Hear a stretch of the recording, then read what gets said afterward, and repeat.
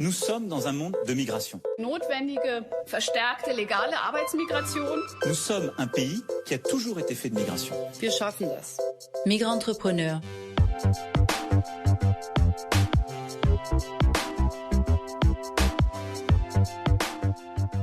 Bonjour et bienvenue dans un nouvel épisode de Migrantrepreneur. Hallo und herzlich willkommen zu einer neuen Folge von Migrantrepreneur. Migrantrepreneur ist eine deutsch-französische Podcast-Serie des europäischen Dialogprogramms der Friedrich-Naumann-Stiftung für die Freiheit und der deutsch-französischen Stimmen der Jugend. Mein Name ist Lisa Pajot und ich bin Jura-Absolventin und vertrete heute die deutsch-französischen Stimmen der Jugend. Migrantrepreneur stellt Erfolgsgeschichten von migrantischen Unternehmerinnen und Unternehmern in Deutschland und Frankreich vor. Und wir möchten herausfinden, wie migrantisches Unternehmertum die Gesellschaft in den beiden Ländern prägt, welche Rolle es für Innovation spielt und was sich noch verändern muss, um migrantische Unternehmer besser zu unterstützen. Nachdem wir in den ersten beiden Folgen der Podcast-Serie mit Vertreterinnen und Vertretern von Förderprogrammen für Migrantrepreneur gesprochen und mit Expertinnen und Expertin im Themenbereich Hürden und Chancen für die Gruppe der Migrantrepreneur ausgemacht haben, sollen nun Migrantrepreneur selbst zu Wort kommen. Ich freue mich, heute Frau Makamdem willkommen zu heißen, Gründerin des Unternehmens Familove, eine digitale Plattform, die es ermöglicht, Familienmitglieder auf anderen Kontinenten zu unterstützen. Ich möchte aber noch nicht zu viel verraten und übergebe das Wort an Lydie Makamdem, die heute zu Gast in unserem Podcast ist. Hallo und herzlich willkommen in unserem Podcast. Bonjour Madame Lisa et merci pour votre invitation. Hallo, ich bin Lydie Makamdem, bin verheiratet und habe 3 Kinder. Ich habe einen Masterabschluss in Management und einen weiteren Masterabschluss in Entrepreneurship und Business Development. Seit 4 Jahren bin ich Geschäftsführerin von Familove, einem Unternehmen, das ich während meines Studiums am Deutsch-Französischen Hochschulinstitut, DFHI, mitgegründet habe, das ein deutsch-französisches Studienprogramm ist. Frau Makamdem, wenn ich es richtig verstanden habe, sind Sie 2011 nach Deutschland eingewandert und sind danach für Ihr Studium nach Frankreich gegangen. Warum haben Sie sich genau für diese beiden Länder entschieden? Hatten Sie etwa eine besondere Beziehung zu diesen Ländern? Ich bin im September 2011 nach Deutschland gekommen mit einem französischen Abitur, also dem Baccalaureat in Rechnungswesen und einem Studium der Wirtschaftswissenschaften. Ursprünglich wollte ich diese Fachrichtung weiterverfolgen, aber als ich in Deutschland ankam, wollte ich eigentlich ein Fach studieren, das all dieses Grundwissen zusammenbringt. Und nach einer langen Diskussion mit meinem Mann, der selbst schon einen deutsch-französischen IT-Studiengang absolviert hatte, entschied ich mich dann für das Fach Logistik im gleichen Studiengang. Und ja, ich bereue es nicht, denn es war akademisch, kulturell und menschlich eine sehr bereichernde Erfahrung. Und über das DFHI habe ich mein Austauschsemester in Frankreich gemacht, genauer gesagt an der Universität Lothringen-Metz. Vielleicht können Sie das noch präzisieren, um an diesem Programm, von dem Sie sprechen, dem DFHI, teilnehmen zu können. Hatten Sie bereits ein deutsches Visum für Studierende? Ich nehme an, dass Sie ein Visum beantragen mussten, um nach Deutschland einreisen zu können. Und haben Sie auch ein französisches Visum für Studierende während Ihres Austausches in Frankreich benötigt? Da ich bereits ein deutsches Studierendenvisum hatte, als ich Kamerun verließ, brauchte ich für das Studium am DFHI jetzt kein zusätzliches Visum beantragen. Da das DFHI mit der Hochschule für Technik und Wirtschaft des Saarlandes zusammenarbeitet und man als deutsche Studentin an der HTW studieren kann, und da es eine Zusammenarbeit mit der Universität Lothringen gibt, konnten wir am Austauschprogramm teilnehmen und brauchten nicht unbedingt ein Visum, also ein französisches Visum, zu beantragen. Aber alle Studierende, die ein französisches Visum beantragen möchten, können dies tun und beide Visa gleichzeitig haben. Aber es ist nicht verpflichtend. Mit einer deutschen Aufenthaltserlaubnis können Sie bereits am Deutschen-Französischen Hochschulinstitut studieren. Und für unsere Zuhörerinnen und Zuhörer, an welchem Punkt haben Sie sich entschieden, den Schritt ins Unternehmertum zu wagen? Und was war der Auslöser für Ihren Wunsch, sich selbstständig zu machen? Denn wie wir wissen, braucht es eine gewisse Portion Mut und natürlich noch mehr davon, wenn man aus einem fremden Land kommt. En fait, je dois dire que j'ai toujours eu au fond de moi la fibre In der Tat muss ich sagen, dass ich schon immer eine unternehmerische Ader in mir hatte. Schon seit ich ein kleines Mädchen war. Besonders nachdem meine Mutter 2005 an Krebs gestorben ist. Dies war der erste Auslöser für meinen Wunsch, Unternehmerin zu werden, denn dieses Ereignis hatte massive finanzielle Auswirkungen auf meine Familie. Und ich sagte mir, dass ich später einen Weg finden würde, um für meinen Vater und meine 5 Schwestern zu sorgen.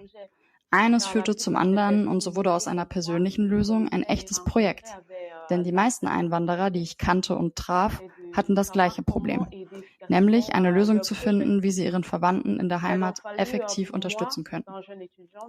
Es war daher für mich als junge Studentin notwendig, mein Studium, mein Familienleben und die Entwicklung dieses Projekts unter einen Hut zu bringen. Aber um die Wahrheit zu sagen, es war nicht einfach und erforderte viele, viele Opfer. Trotzdem bin ich heute zufrieden mit dem Weg, den wir eingeschlagen haben, denn unsere im Juni 2017 gestartete Plattform hat inzwischen mehr als 15.000 Nutzer. Vous avez un parcours très inspirant et qui, je pense, dépeint la réalité. Sie haben einen sehr inspirierenden Lebensweg. Und ich denke, so stellt sich die Realität vieler Unternehmer und auch vieler weiblicher Unternehmerinnen dar. Der Podcast Migrantrepreneur führt uns in jeder Folge die Einzigartigkeit der unterschiedlichen Lebensläufe von Unternehmerinnen und Unternehmern vor Augen, insbesondere mit Migrationshintergrund. Erzählen Sie uns ein wenig mehr über das Unternehmen, das Sie gegründet haben, Familov, und wie Sie auf die Idee kamen? En fait, Familov est une plateforme qui permet aux personnes vivant à l'étranger. Ja, gerne. Familov ist eine Plattform, die es Menschen, die im Ausland leben, ermöglicht, Lebensmittel und Artikel für Grundbedürfnisse für ihre Familien oder Verwandten in der Heimat zu bestellen. Wie ich schon sagte, habe ich, als ich in Deutschland ankam, verschiedene Lösungen ausprobiert, um meine Familie zu unterstützen. Zum Beispiel Geldtransfers. Aber es gab immer ein Problem mit diesen Lösungen. Um ehrlich zu sein, begann die Idee von Familov eigentlich aus dem Bedürfnis heraus, meiner Familie zu helfen. Aber ich erkannte bald, dass dieses Problem für Tausende von Familien, die im Ausland leben, das Gleiche ist. Und auch Geldtransfers, die eine beliebte Lösung sind nicht immer effektiv.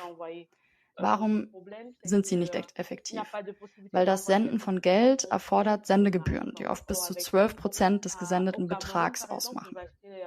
Ein weiteres Problem ist, dass es keine Möglichkeit gibt, kleine Beträge wie zum Beispiel 5 Euro zu versenden. Mit 5 Euro kann man in Kamerun zum Beispiel Lebensmittel für eine Familie für 2 oder 3 Tage oder sogar eine Woche kaufen, je nachdem, wo in Kamerun man sich gerade befindet.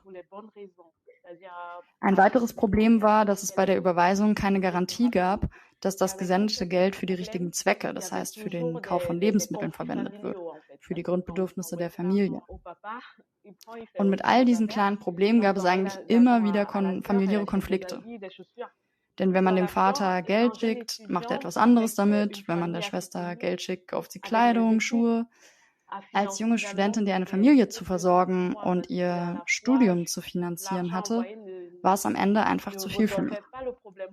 Denn das gesendete Geld löste das Problem nicht und ich konnte nicht ruhig schlafen, weil ich wusste, dass meine Familie nicht die Lebensmittel hatte, die sie für ihr tägliches Leben brauchte.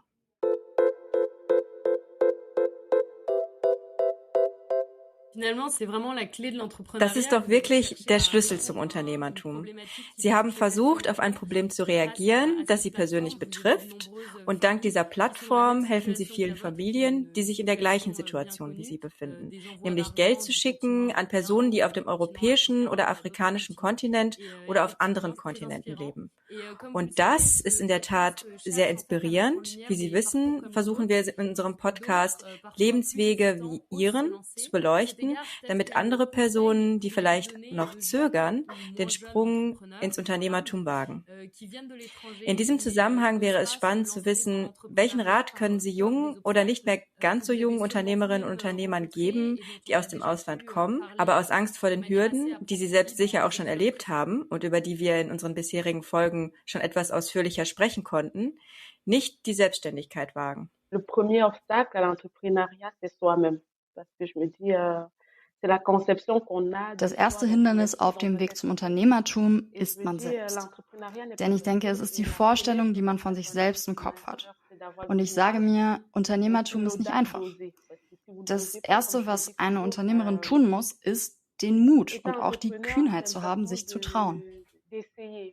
Und im besten Fall gewinnen sie. Als Studierende, das sage ich auch, hat man, selbst wenn man es nicht schafft, immer die Möglichkeit, das mit dem Abschluss wieder aufzufangen. Deshalb rate ich jeder Unternehmerin und jedem Unternehmer: Geben Sie trotz des Unternehmens, das Sie betreiben, niemals Ihr Studium auf, weil Sie nicht wissen, was die Zukunft bringt. Und als Migrantin, die aus Kamerun nach Deutschland gekommen ist, ja, es ist am Anfang nicht einfach, denn da ist die Sprachbarriere, wenn man aus einem Land ankommt, in dem kein Deutsch gesprochen wird. Man muss ein Sprachdiplom ablegen, um an die Universität zu kommen. Das ist schon eine Herausforderung, der man sich stellen muss, wenn man nach Deutschland kommt. Und eine weitere Sorge sind bürokratische Hürden. Wenn man gerade erst angekommen ist, ist es ein ganz anderes System. Ich wusste nicht, wie das mit der Gründung von Firmen funktioniert. Man weiß nicht, was die Bedingungen sind, um zum Beispiel eine Aufenthaltsgenehmigung zu bekommen. In Deutschland muss man zum Beispiel mindestens ein Diplom haben, um eine Genehmigung für sein Projekt zu erhalten. Quand vous avez un titre de séjour. Pour le cas de l'Allemagne, par exemple, il fallait au moins avoir fini un diplôme pour avoir une autorisation pour lancer son projet, en fait. Et au-delà, effectivement, une fois l'autorisation acquise. Und auch darüber hinaus, wenn die Berechtigung schon erworben wurde. Wir wissen, dass die Finanzierung ein entscheidender Punkt für den Erfolg des Unternehmertums darstellt, vor allem für Studierende, die eben nicht über eigene Mittel verfügen. Und darüber haben wir in den vorherigen Folgen unseres Podcasts gesprochen. Es ist für Menschen aus dem Ausland noch schwieriger, eine Finanzierung zu bekommen. Wie war das bei Ihnen? Ich für meinen Teil, um ehrlich zu sein, habe bis heute keine finanzielle Förderung erhalten. Ich habe an so vielen Wettbewerben und Förderprojekten teilgenommen, aber leider habe ich keine finanzielle Förderung bekommen. Für Studierende mit Migrationshintergrund ist es noch schwieriger, weil die Banken Angst haben. Ich kann das auch verstehen, weil man als Migrant oder Migrantin, wenn man ankommt, nicht weiß, ob man gehen oder bleiben wird. Es ist schwierig, eine Finanzierung von einer Bank zu bekommen, wenn man zum Beispiel keine Sozialversicherung hat, wenn sie nicht sicher sein können, dass man bereits einen festen Arbeitsplatz hat, wie in Deutschland üblich, oder wenn man keine andere Einkommensquelle oder andere Vermögenswerte vorzuweisen hat, die es erlauben würden, einen Kredit zu beziehen. Wenn sich eben herausstellt, dass es ein Problem sein könnte, die Gelder, die einem gewährt wurden, zurückzuzahlen. Es ist wirklich schwierig.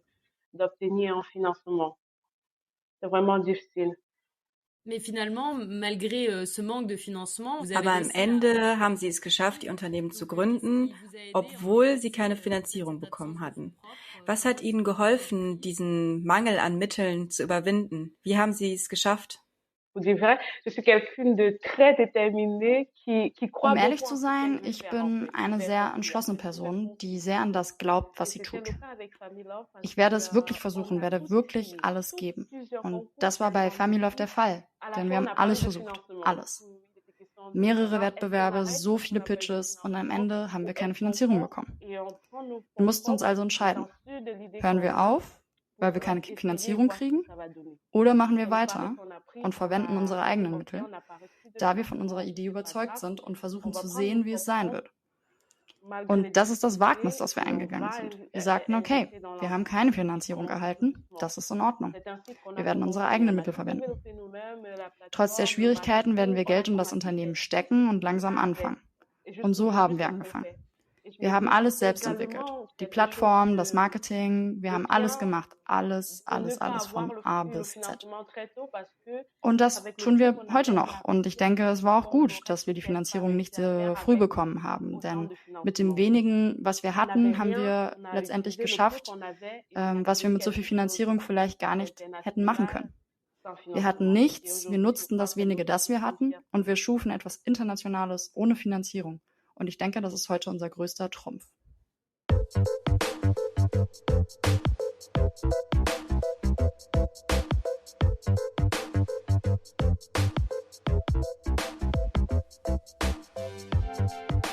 Ça montre finalement que les qualités humaines Ja, es zeigt letztendlich, dass menschliche Qualitäten, Entschlossenheit und Ehrgeiz im Mittelpunkt einer erfolgreichen Unternehmensgründung stehen. Und wir wissen, dass die Finanzierung nicht alles in einem Geschäftsprojekt ist. Ihr Beispiel macht das nochmal deutlich. Konnten Sie sich trotz dieses Mangels an Finanzierungsmöglichkeiten an bestimmte Organisationen wenden, um sich bei der Gründung Ihres Unternehmens beraten zu lassen?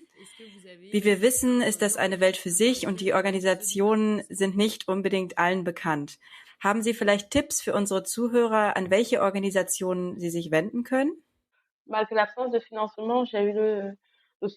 Trotz der fehlenden Finanzierung hatte ich die Unterstützung einiger Organisationen, wie zum Beispiel des Instituts für Technologietransfer an der Hochschule für Technik und Wirtschaft des Saarlandes. Eine weitere Organisation war auch die IHK des Saarlandes. Das sind alles Akteure in Deutschland. Außerdem gibt es in Lothringen das PIL für studentisches Unternehmertum, das mich auch während meines Austauschsemesters im Master an der Universität Lothringen sehr unterstützt hat. Auch die Studienstiftung Saar, denn ich hatte die Möglichkeit, von mehreren Stipendien zu profitieren. Und auch bestimmte Leute, bestimmte Professoren, die uns sehr geholfen haben, wie Professor Bousonville, der Professor an der Universität Lothringen ist.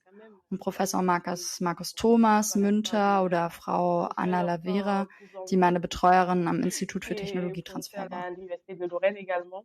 Il y a Professeur Markus Thomas Münter et il y a également Frau Anna Köth, Anna Lavera, qui était ma conseillère à l'Institut für Technologietransfer.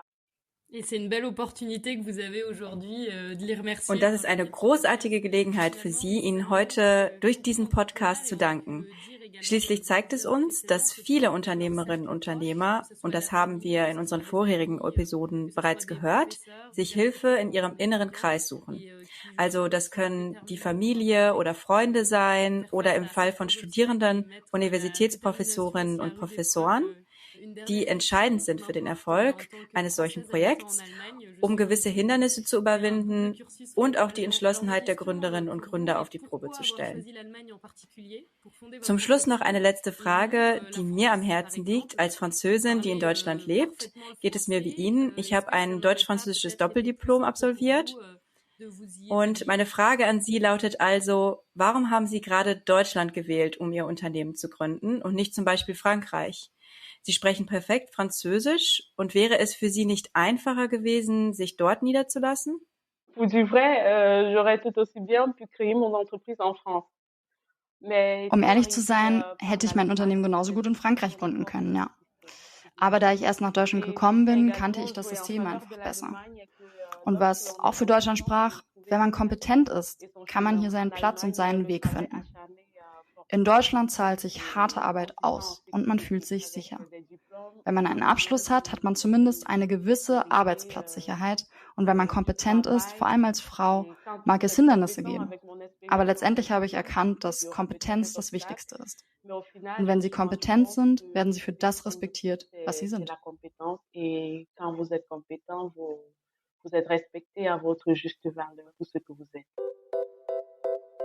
Merci à vous, c'est là une parfaite conclusion. Herzlichen Dank, Frau Makamdem. Das ist doch ein perfekter Abschluss für unsere heutige Folge.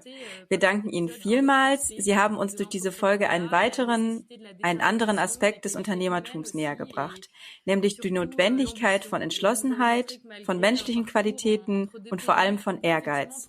Sie haben uns gezeigt, dass man trotz einem Lebensweg zwischen zwei Ländern durchaus seinen Platz finden kann und ein schönes Beispiel für Erfolg sein kann. Vielen Dank Ihnen. Vielen Dank auch an Sie, Lisa, dass Sie mir heute die Gelegenheit gegeben haben, meine unternehmerischen Erfahrungen mit unseren digitalen Zuhörern, Unternehmern und Unternehmerinnen zu teilen. Als Frau ein Unternehmen zu gründen bedeutet für mich Mut, Organisation und Durchhaltevermögen. Gerade als Frau ist man gefordert, Familie, Beruf, Studium und in meinem Fall das Unternehmen unter einen Hut zu bringen. Ich kann dieses Gespräch also nicht abschließen, ohne meinen Mann aufrichtig zu danken, ohne den ich all dies nicht hätte erreichen können, was ich bisher geschafft habe. Sans qui je n'aurais pu réussir tout ce que j'ai réussi jusqu'aujourd'hui.